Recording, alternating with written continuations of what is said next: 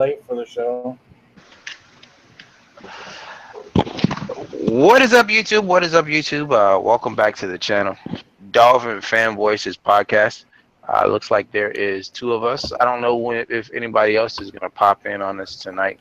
Um, I am freaking running on fumes and desperation right now. Like 2 hours of sleep last night, completely ridiculous. A very, very long day for me. I got Ronald here with me. Want to go ahead and introduce yourself, man? Yeah, hi. My name's Ronald. I live in Northern California. I've been a Dolphin fan since the early '70s when I was little with my dad, Hmm. and just stayed with them. Always liked them, even if they weren't very good, or always had fun arguing with the Raiders and the Niners fans up here. All right. And of course, my name is Isaiah. I am a long-time Dolphin fan. I'm a Dolphin fan basically since birth. I grew up in Miami, um, graduate of Florida International University. Um, Recently moved to Atlanta. I've been in Atlanta because of the real estate boom here, which is still going. And of course, um, there's a lot of money flowing through Atlanta right now. So this is why I'm here. But there's a lot of stuff to talk about today, folks. I seen a couple other people, especially on my Facebook page, that were saying that they want to get in. They want to get into this podcast. So if you want to get into this podcast, the thing to do would be to leave me your email, and I will get you into this right now, so we can add a couple of more voices to today's show. I'm gonna run this right at 8 o'clock tonight because I'm supposed to be going to watch one of my friends fight. Um, his fight is supposed to start at around 8:30, so right around 8, I'm gonna cut it because I got to get the heck up out of here. But yeah, let's jump right into the topics of the day. I guess we can start off with Dolphins versus Jets, man. What were your thoughts on the Dolphins versus Jets? And actually, while you're talking about this, I'm gonna try to get my webcam up so I can let the Facebook viewers, because we're also streaming on Facebook at the same time, so I can let those Facebook viewers hear you as well. So go ahead. Okay. Well, my theme is I was disappointed mightily with the offensive line. I kind of thought after the lukewarm, mediocre play from uh, Tunsil in the pass blocking would get a little better since he was really good in the running blocking. And then the guards, especially the young guy Davis, when he came in rotating with Steen, he kind of struggled. Then against the Jets, I don't know what happened. The only one that showed up on the O-line was Juwan James. He's really been the rock of the O-line right now. Because I was worried about him off the first show we were talking about leading up to the first game before it got canceled for Irma, was the fact that he had a chronic shoulder going in through all. But yeah, he's our best lineman. And then the other part that really disappointed me was how flat Cutler was. Hmm. Pressure, he let his feet get tangled. He was throwing off his back foot when he didn't need to. He wasn't planting, getting a good ball. He missed so many wide open receivers, it wasn't even funny. But Jakeem Grant got quite a few snaps, and a few times he was wide open on the 9 route, and Jay didn't even see him.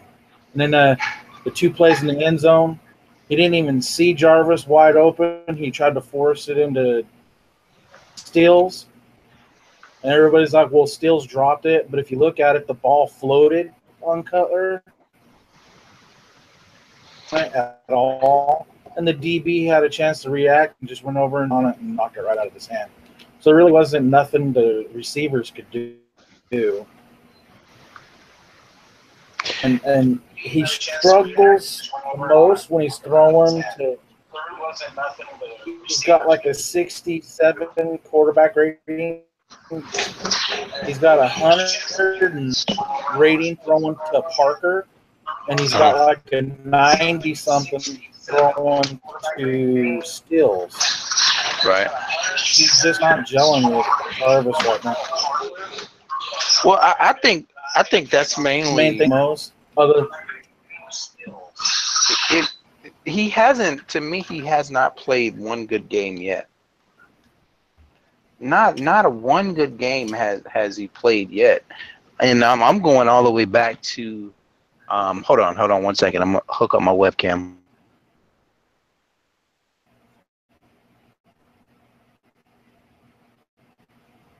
Yeah, I agree with you. He going all the way back before he got injured his shoulder hairs last season. He struggled before the injury, even with Chicago.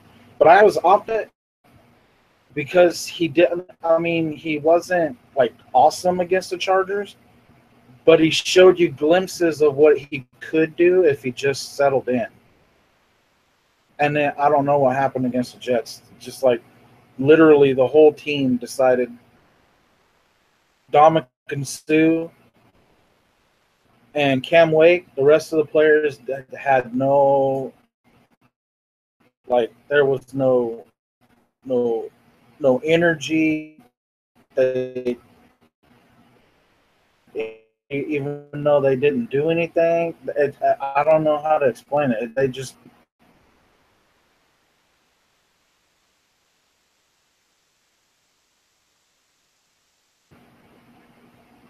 And I'm getting blown on Twitter, Gase insert. And I keep trying to tell him Matt Moore is not going to be an improvement. Can't block. And the only quarterback that can actually really help us with the way the offensive line is playing, a guy like Dak Prescott or Ryan Tannehill.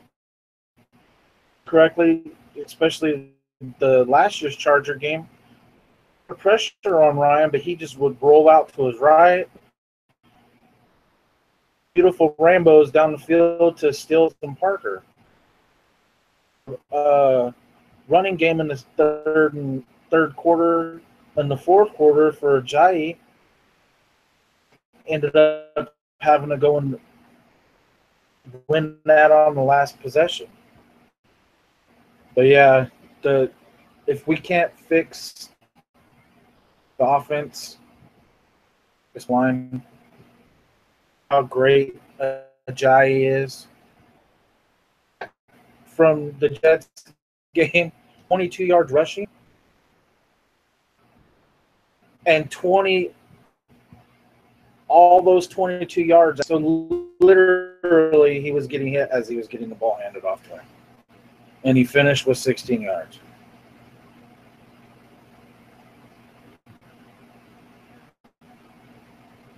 I had to turn the game off during the week. I went back through and watched it in small sample sizes. It was embarrassing. I'm hoping that it's the wake-up call. Tell these dudes. You look at the talent on both teams. There was no – even the Jets fans weren't expecting to win that game, and not the way they wanted the domination. And to our defense, to the credit, they only allowed 20 points. And there were times when it's like, I don't know what Gase was thinking, but red zone possessions, and 2 of those 3 he decided down, leaving at minimum of 6 points, kicking the field goal, and getting the defense some points to play with. And then having Hack is struggling punting, and then picking it off off actually ended up helping us out on that because it cost yards where the interception happened. Finally saw a sack from Branch. Cam Wake got in there. I haven't seen nothing from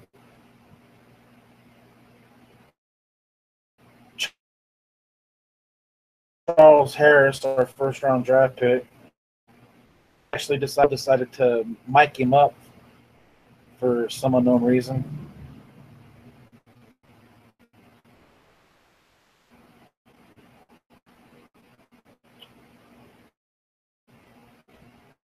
Bobby McCain. Out of 2 games, he's only been targeted once and has given up 0 catches. Xavier Howard, he's given, is it 15 catches for almost 150 yards. Maxwell's not much better. He has like 11 or 12 targets. They're almost, against the linebackers, there's 100% completion rate. Kiko Alonso's missed 2 tackles. Mike Hole's missed 3 tackles. They're combined to get almost 200 and something yards to the tight ends and running backs in the nickel coverage. Thank God Gase activated Timmons off the suspension. I don't know how much he can help because he can't cover 2 guys at once. And Kiko, for whatever reason, this year is struggling in coverage. He's doing great against the run, but he's struggling to cover anybody. Right. And I think that kind of segues into what I wanted to talk about next. And that is going to be the return of Lawrence Timmons. 1-game suspension. Of course, pretty much every Dolphin fan knows last week he ended up going AWOL on the team, gets suspended indefinitely, and then he's allowed to come back to the team after 1 game. So what do you expect his impact to be, man? And who's the odd guy out now? Is it because I've been hearing people say that it's not going to be Mike Hull. I would think that it would be Mike Hull. But you would think that, but it's not. Mike Hull has been named the starter at the middle linebacker position since Raekwon went down. Right. And their idea was bringing in Ray Malaluga. For the reason he hasn't been able to get in shape or stay healthy. The odd man out, which is really makes me angry, is Chase Allen, because the kid literally out of 2 games is rated just under 80, and he's only behind other rookies like 3rd-round pick for Tampa Bay out of LSU, Kendall Beckwith. Right. And he had more of an impact than last year's Rookie of the Year, Dion, for the Falcons. So he's going to be the odd man out. And Timmons' impact is going to be twofold. He's our nickel cover linebacker in the 4-2-5 with Kiko Alonso.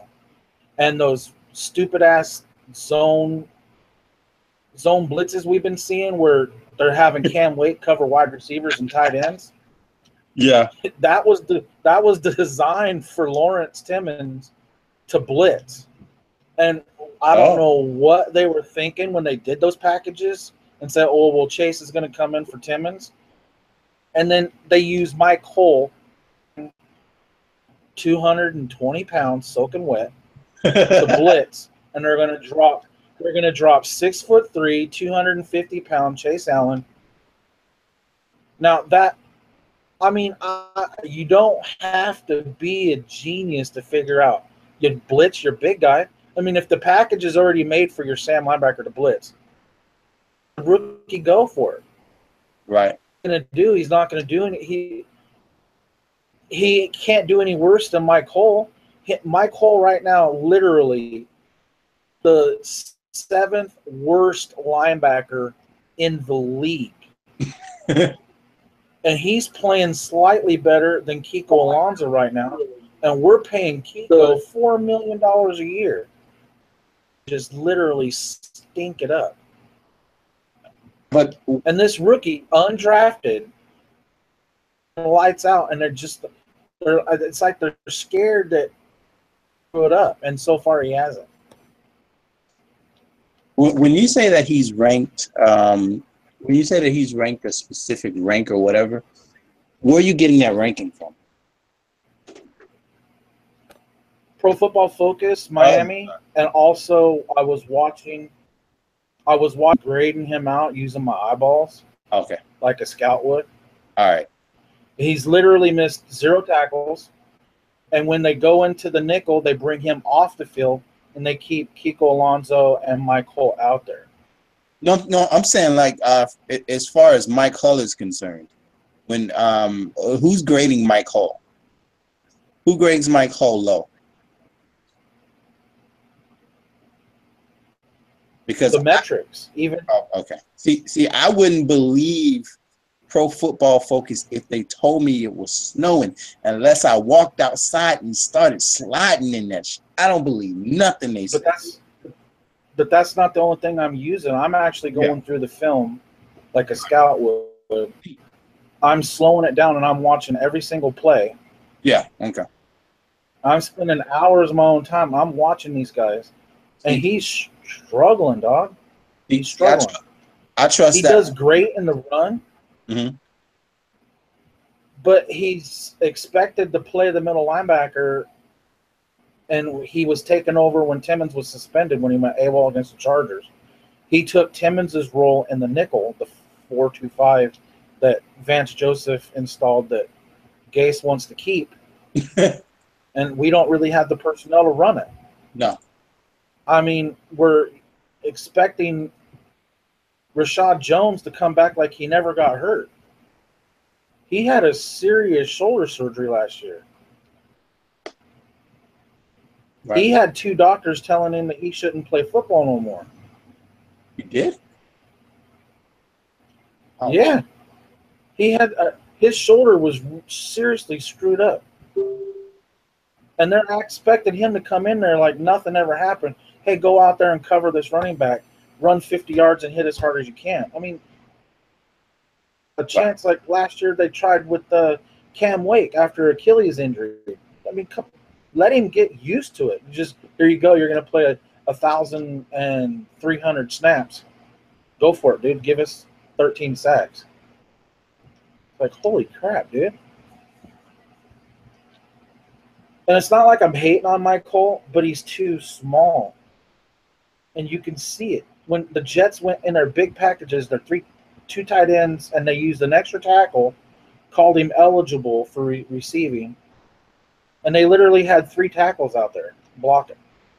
And he got road graded, making tackles 5, 6, 7 yards after the contact. Thank God Dominican Sue was unblockable.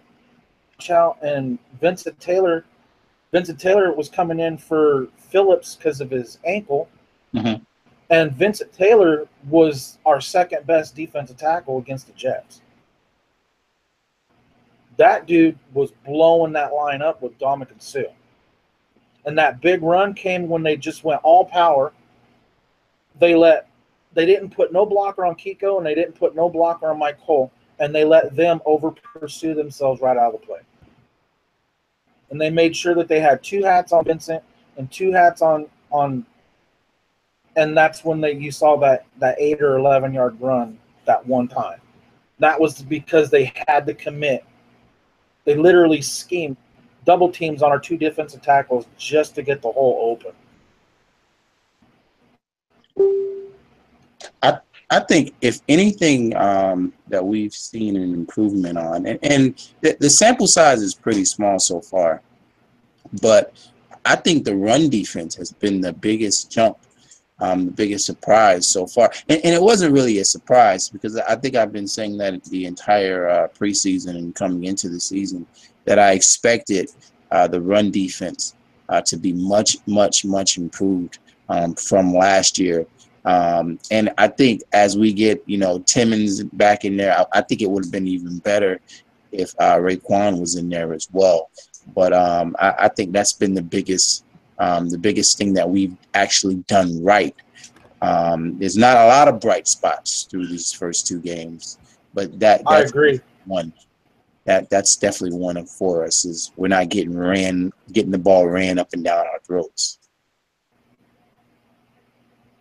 That's what I was been most impressed with too, which is why I'm so disappointed in the scheme we're running on the back five.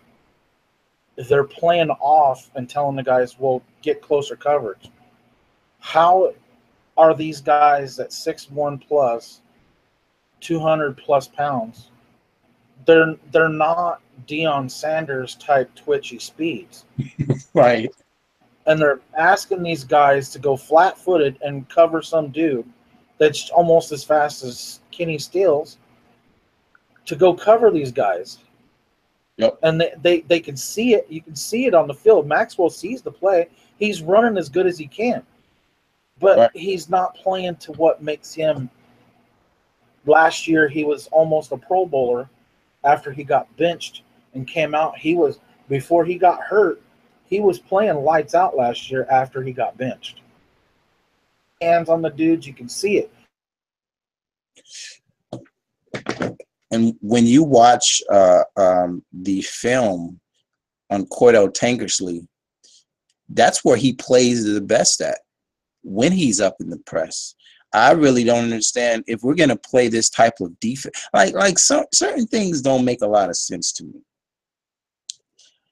You have these big cornerbacks out there, and you're playing this off coverage.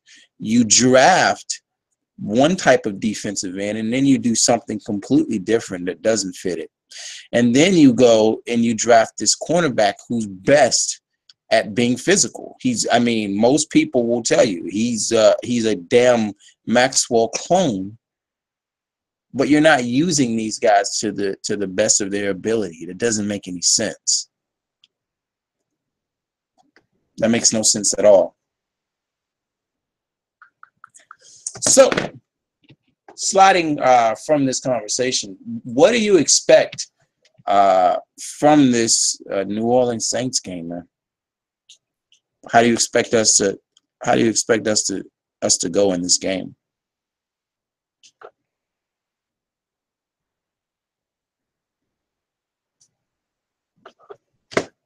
Ronald?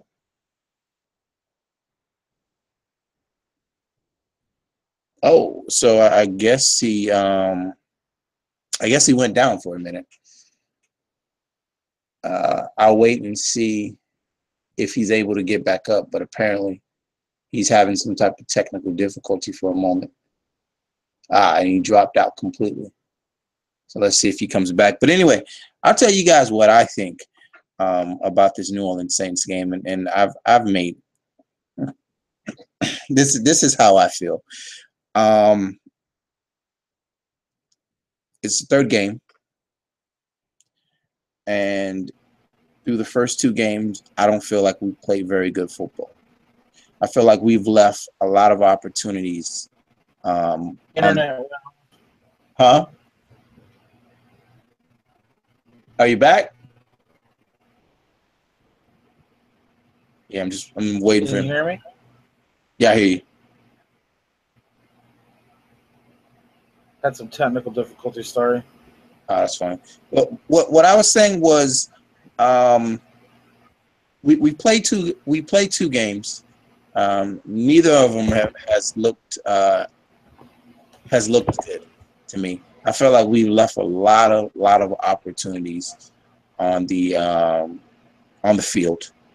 You add in all of the Irma stuff and all of the travel difficulties. Now you go to the UK to play this game versus New Orleans. The New Orleans Saints just put up 34 points last week. So Drew Brees had a very good game last week. And here we come after scoring 6 points versus the New York Jets. And once again, missing opportunities, missing a wide open Jarvis Landry for a touchdown. missing opportunities to put points on the board, and turning the ball over. In order for us to go out there and win this game for the New Orleans Saints, to me, it's got to be about ball control. It's got to be about giving Jay Ajayi 25, 30 carries, keeping Drew Brees attached to a wooden bench on the sideline, and certainly not putting our defense out there for fucking 36 minutes and expecting to win a football game. It's just not going to happen. It's not going to happen. So, what do you feel about this game versus New Orleans Saints? I'm worried about it. Their strength is our weakness right now on both sides of the ball. Yeah. Worries me because so far the best quarterback we've faced is Phillip Rivers. Right.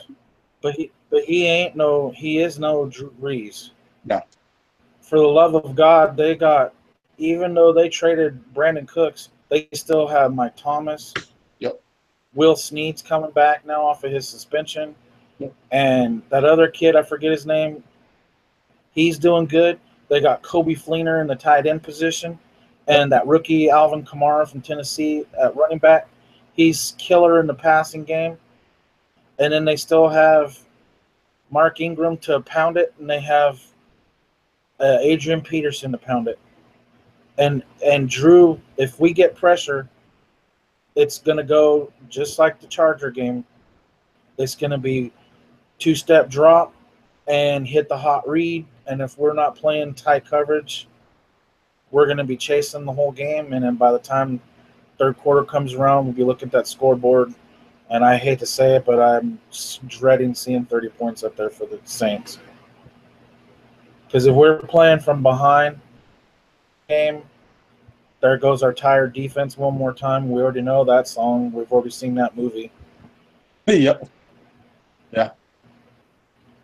Absolutely. But I have a ray of hope. I'm hoping Timmons comes back in and him playing into that zone blitz thingy that Burke loves.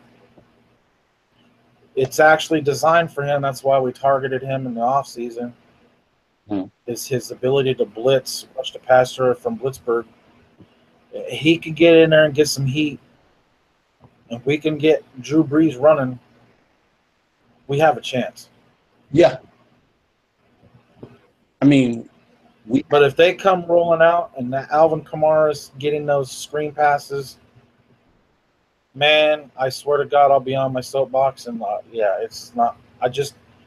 This game is so scary. And then we don't get better. We fly back from London, and we have our first actual legit home game in Hard Rock. But we get the Tennessee Titans rolling in, and those dudes are balanced, and they're physical. Yeah. Especially up front. And Mariota is a scrambling quarterback. And, they have the tight end that can expose our linebacker core and our safeties unless we can figure something out this game. Who does Tennessee? But I agree with you. Huh? Who does Tennessee have on the outside at wide receiver? They drafted what that dude's name is. Ooh. So they have Corey Davis. Corey Davis, that's his name, yeah.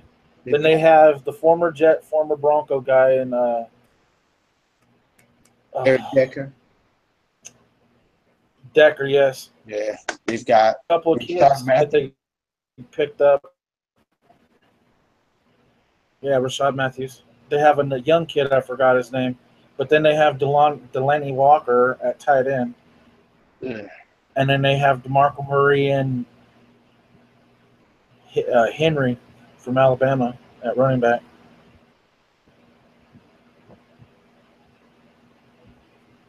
And they have the same type of design plays that we have when we have Ryan Tannehill in there. Uh-huh. There'll be times where he'll go in the shotgun. They'll one back set He'll take the snap, take 2 steps backwards, get the defense to turn its back, and then he's running. Oh, wow. And they do that at least 3 or 4 times. And against Seattle, he lit them up doing that. And then once he did that, they do the bootleg packages. And then he just killed them underneath. They just ran Wagner and Kessler, just ran them until they just couldn't run. Wow. So, yeah, dropping that game against the Jets, that's why I was so mad, because it's not going to get any easier. We can't go 1-4 and then say, hey, well, let's turn the light bulb on, we'll make it to the playoffs. That's not happening this year. That's just not happening this year. Yeah.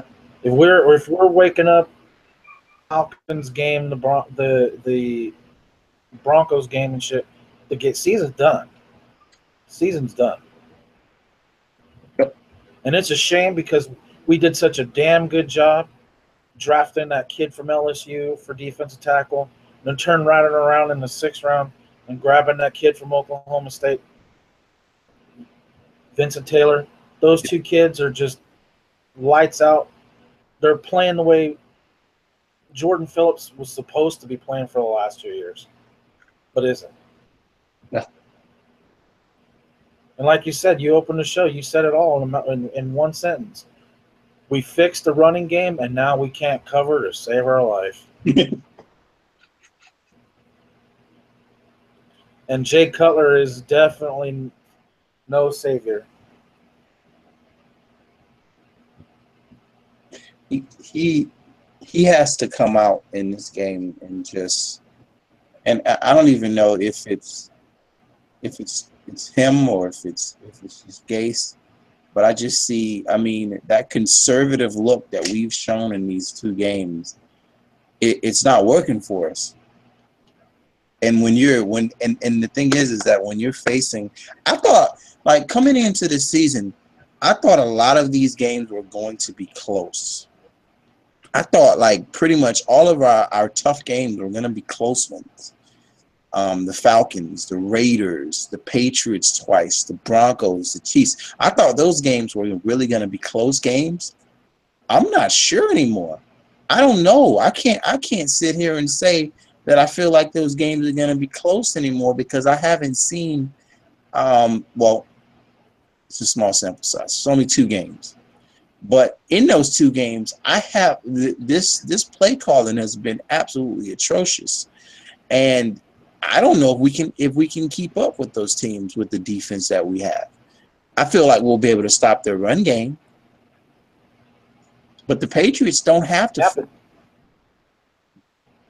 they don't have to. What about the Chiefs? They don't really care if they have a running game, dude. Exactly. The Patriots throw that shit crazy. They use their kick returns, get touchdowns. Yep. Kareem Hunt is just blowing it up, and they already had Tyreek Hill, but they didn't need another explosive player. Now they got 2. Yep. And Kelsey, in my opinion, is just as good as Gronk when Gronk is fully healthy. So that Chiefs game, like you said, I don't even know if that's even close anymore. No. It could be fucking 52-6. Blowout. Look what they did to the damn Patriots in Gillette. Yep.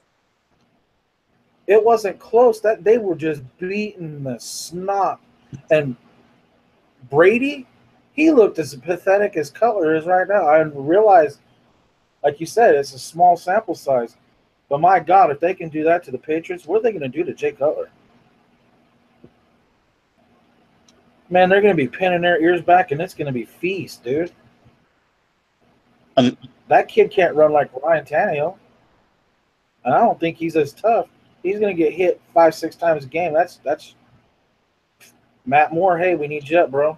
The only hope in those games that I feel like we have is a giant. When Jay, and he's already hurt. When he gets going, he sets the table for everything else, for the play action. He slows down the blitz. Like everything in this season, rest square on his shoulders. And like we were saying last podcast, I would love to see the other guys get in the mix, but it doesn't look like they have a willingness to, at least not through the first 2 games. I would like to see more Kenyon Drake, more Damian Williams, kind of spread it out and don't, just put everything on the backs of Ajayi. But this is an offense that needs to be able to run the ball to sit the other team's offense on the freaking sideline. I mean, we know that we can look at what we have in our secondary and say, listen, these guys are not very good. 3 and out, 3 and out, 3 and out is not helping them at all. We need to be able to pound teams and sit our defense down. It's just that simple. Yeah, it worked against the Chargers. That's why we were able to pull that game out. Exactly. Kept it close, time of possession, and kept Phillip Rivers watching. That's why Phillip was so pissed. Yep. And then when that kicker field goals, he is livid. God, this guy's going to blow a gasket. I mean, if you said that's what we need. We need to sit on teams, just walk down on them, and just let them watch our offense. Yes. If the Raiders, and that's why I'm so upset with Gase right now, because I'm putting 65% we're seeing on Gase's plate. Because when you're watching struggle blocking game, so why are we staying in a 3 wide receiver set with a tight end and a single back with Jay? Set Julius down. Why can't come in? Or Kenyon Drake come in, run a 2-back, run Kenyon in motion, give Jay help seeing what the defense is. Is it in zone or is it man? Running the second back in motion. We went in one stint down the stretch last year, calling, because Jordan Cameron Browns our second go at a Browns tight end. Mm-hmm. We in an emergency, I thought we found something that was dangerous. No longer, well, this is what we have to call. Man, that shit opened up Kenny Steele's deep. That opened the post to Jarvis and Parker, where Williams and Kenyon Drake would run the wheel route. Or Williams would end up being the fullback lead for Ajayi. Why can't we see more of that? You running Kenyon in the wheel route. The backers are selling for the run. They're already in the box. All Color has to do is go 1, 2, 3, boom, chuck it. Now Kenyon is basically on a kick return. We saw what he can do in the open field. That kid's dangerous. And we're not helping ourselves. That short pass can be a run. Yep. Loosen that 8-man, 9-man box. Shit, the Jets, they were in a 9-man box the whole freaking game. And Jay Cutler couldn't even snap the freaking ball without running for his life. Yep. We have the talent. I just don't understand why we're struggling. We spent all that money re-keeping Kenny Stills. For what? What is he doing? Blocking in the running game? That's not what he does. I expected a big time season from Kenny Stills, and because of the way that he's being used, this is what we're getting right now. We're getting this right now. Yep. And now his hand is hurt. So, I mean, I can't really blame him for the results because, I mean, my outlook before Ryan Tannehill got hurt was very, very lofty. I felt like he was gonna have an outbreak, a breakout season, and we sit here. we sit here with the things that are going on right now, and I don't know. I don't know what kind of numbers they're gonna get from. I thought Devontae Parker was gonna have a breakout season as well. He might still have a decent season, but could you imagine what would have happened? You got all of those guys back for their third year together. Yeah, I dream about it all the time, dude. Yeah, I felt. Touchdowns. I looked at Stills to get like 70, 80 catches. Yep. 1,000 yards. I was looking at Devontae getting 80 to 90 catches, 1,000 yards or 900 yards, almost double-digit touchdowns. I was looking for Drake to have 600-700 yards passing, and roughly 500 and 500 for Damian. 500 in the passing, 500 in the running game. That to give Jay a little bit of spell, and just watching these dudes just put numbers crazy. But now it's like Jay's got an injured knee. Kenny's got a hand that's wrapped up. They're just getting pounded. They're trying to be used in the blocking game instead of running their routes. I mean, or you have them wide open and you just flat out miss them. And the guy can't see him anyway. Yeah. Throw it over their head. Like that freaking throw in the preseason. He had the guy by damn. I'm like, what in the heck? If that's Tannehill, that's a touchdown. Yep. We saw that last year. Cutler held it too long, and then we got bailed out with the PI, but it shouldn't have been a PI. It should have been 6. Yeah. That's a touchdown. And I had people. And last week against the Jets, that pass to Stills, if it had any kind of zip on it, it's uncontested 6 points, wide open in the end zone. Yep. DB gets his hand on it because it's floated out there with nothing on it. Yep. Last game. The 2 injuries that hurt the most is Tony Lippett to push Howard and Maxwell, and then just Gase even said it, and I don't think he's even over it. It was a punch to the nuts, not the stomach. It was a punch to the nuts. Yeah. And we're still swollen and can't walk.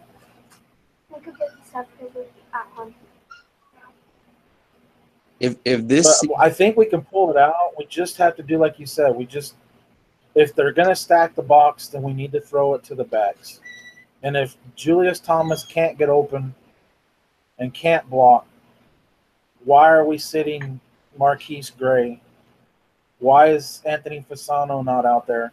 Right now, all he's being used is in the obvious runs.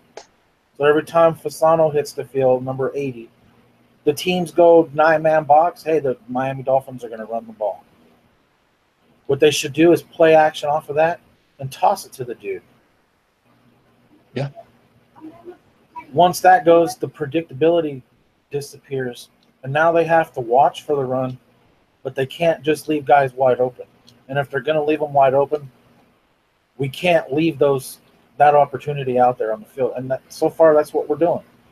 We're 2 or 3 times a game, Jakeem Grant's open on the 9. Parker's open on the post. Stills is open on the out or the in. On the slant or the bubble. Ajayi's open underneath. And Cutler is throwing double to the double guy. He's not finding the man-on-man. The one-on-one opportunities. The blown coverages. Fasano was wide open against the Jets, just standing there by himself. And Cutler's throwing it for interception to Jarvis. It's like, what are you doing, dude? Dude. Even I can see that, and I'm not a quarterback. I'm a fucking high school defensive tackle and offensive guard. And I can see that shit. Can imagine what Gase is doing on the sideline. See, this is and seeing a non-limping fucking Ryan Tannehill getting off the plane in London yesterday, I was sitting there and I was twittering to one of my friends. I was like, suit that fucker up and throw him out there. He can't be worse than Cover is right now. Yeah. You just gotta wonder what Adam Gase is thinking right now when he's watching that and he's watching this offense. That, I mean, this offense in 2015, this offense was the 27th best scoring in offense in football. Last year, this offense jumped up to the 16th best scoring offense in football. Right now, we're on pace to be one of the worst offenses in the NFL, period. But again, we are the dead last yards per play offense right now. Yeah. And we're tying last year's least amount of offensive snaps as a unit. Not good. And if you look at us, compare us to the Falcons, we match dangerous for dangerous across the board on offense, except for quarterback. We have 3 backs, they have 2. 3 wide receivers, we have 4. Grant, Stills, Parker, Landry. I'd put those against anybody in the league, dude. Anybody, throw me any 4 wide receivers, and I'll tell you we got just as good. There ain't better. And we can't even move the ball. It has to happen this week, and if I know it's asking a lot, but Sue literally has to take this defense, and he has to score. He has to kill Drew Brees up the middle, force him out into Branch and Wake, and he literally, those 3 guys have to literally give us 6 points. Yeah. They have to. There's nothing. If Brees is allowed to sit back and just throw 3-yard passes or behind the line of scrimmage and watch him go for 15, it's over. It's a slow death. He's just cutting us up with the razor blade. We definitely cannot fall behind in this game. We can't get to a point where Jay Ajayi only has 10 carries.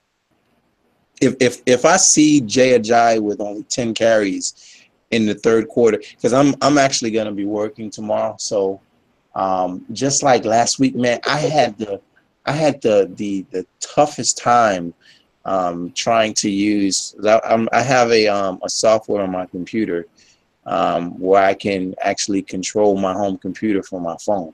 So I was trying to use that to stream the game to my Facebook page, because I don't know how to stream it from my phone, but I have Open Broadcaster on my home computer, so I can use that. That's what I've been streaming the games with. So, I completely forgot what the hell I was about to say. If it's gonna get ugly, you're not gonna watch it. You'll be at work. Well, I'm gonna be peeking in at it. It'll be what, 9 o'clock in the morning. So I'm not gonna be too busy. Hopefully, so I'll be able to, take a look at it from my desk and see exactly what's going on. Hopefully. I can get it working the way I want to get it working. I'm actually going to take take a tablet tomorrow, because I think that was part of the problem. My screen was too small, and I was trying to shrink it so that I can find a good stream, and I couldn't find it. It kept blanking out on me on my phone. So I'm going to actually take the tablets and put the software in there so I can run it from there. I just hope they go to the UK and do us proud, man. Go over there, get a victory, come back 2-1, give the fans something to be happy about. There's been a lot of crazy shit going on in the NFL. I'm not even gonna go into it. I'm pretty sure everybody who's watching this video knows exactly what I'm talking about. I just want to get past that shit, to be honest with you. Find a solution. Plus, you add Harvey, That's it. then Irma, Yep. and then Maria. Yep. Too much shit, like you said, too much shit the last 3 weeks has gone on. You Yes. could go over there, get something positive. Even if we lose, and if it's a close game, at least we can take something out of it that happened that's positive we can build on. Something. I mean, if we lose, but Jay Ajayi has 100 yards rushing, a touchdown, and Cutler has 250 yards and 3 touchdowns, I'll be happy. I'll say, okay, we're making improvement, and this was just a good offense that our defense couldn't stop. Because that could possibly happen. We could go out there and play a great game, but a great quarterback like Drew Brees can carve up this defense. So I can accept that if we go out there and that happens. If we go out there and we score 6 points, man, I'm pissed. I will be pissed. If we score 6 points versus this Saint defense and they trash, you know they trash. If we go out there and score 6 points versus these guys, man, I'm looking towards the draft. Me too. I'm seriously. Hello, Harold Landry, dude. And I'm telling you what. Hello, Harold Landry at defensive end, dude. The way that this season is going right now, this does not bode well for Jarvis Landry at all. No, it don't. I felt like I wanted to see Jarvis Landry go out there and have a crazy season. Have 100 catches, 1,000 yards, and at least 8 touchdowns, and force their hands. Force their hands. I don't know if that can happen with Cutler, though. No, he said. I agree with you, though. It's.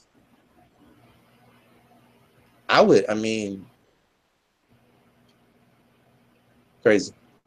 At least we know that next year that they're not going to replace Ryan Tannehill with Jay Cutler. No. This is what we get. Instead of a small sample, this is what we get all year long. Not at all.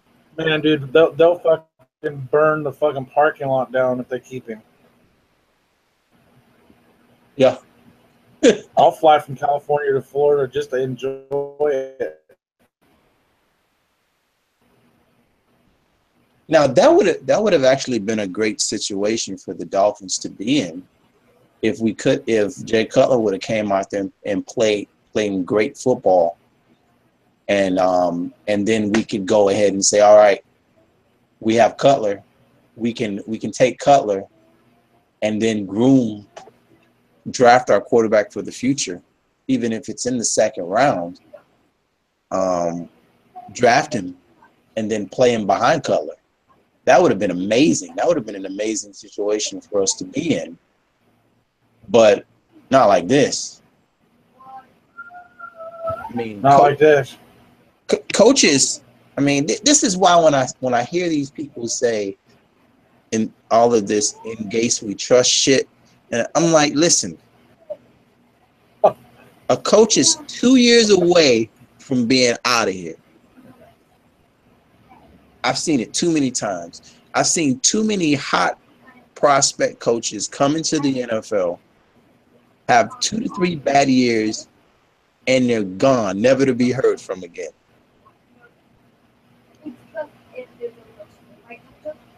Or they're gone to be somebody's offensive coordinator or somebody's defense. Hugh Jackson of the Raiders is an example of that. Yeah. I remember he almost didn't get another job. I remember when everybody wanted Josh McDaniels. Remember that? Oh yeah. Everybody loved Josh Denver. And now he's that dude wrote his ticket, dude. Yeah. Now he's offensive coordinator again. Yeah. So I mean, I don't even know what to say.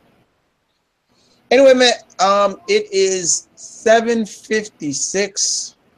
I'm gonna go and get out of here so I can get on the road. I have to be at a fight at 8:30. I'm probably gonna go live for the fight, so you guys will be able to see my homeboy. So I will get to see what he's been bragging about. He's been bragging about his record, and I'll get to see exactly what he's talking about. You'll get to see it too if I'm able to go live in there. I don't know if they're gonna let me go live, but if they will let me go live, I will. I'll show you guys what we're watching. I want to see how he's working on his jiu-jitsu. He's been working on that a whole lot, so I want to see how he's made progress. Anyway, man, we will be back next week before the game. That Saturday, 7 o'clock. Wait a minute.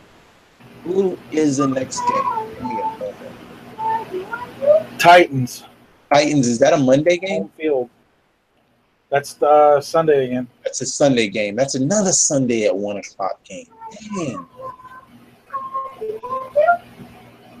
In October. I think our Falcons game is either a Thursday night football or a Sunday night.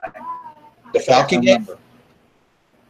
No, that's a Sunday at 1 o'clock as well. I hope I can get that. I'm gonna try to get that day off because I'm gonna go to that game. That's gonna be right at. That's like that stadium is actually 5 minutes away from me. So I'm definitely gonna be at the Dolphins versus Falcon game. And I got to see which other. Who's gonna be your player of the game, and what do you think the score is gonna be for which game? For Saints Dolphins. Saints Dolphins. If we win the game, the player of the game for me, probably going to be. I'm gonna go with Jay Cutler. I'm gonna say Jay Cutler. If being optimistic about this situation, I'm gonna say Jay Cutler breaks out in this game and carves up the Saints defense, which is he can do that. I think Jay Ajayi still has to have a strong presence. I still think Jay Ajayi has to have a 100 plus game, 25 carries.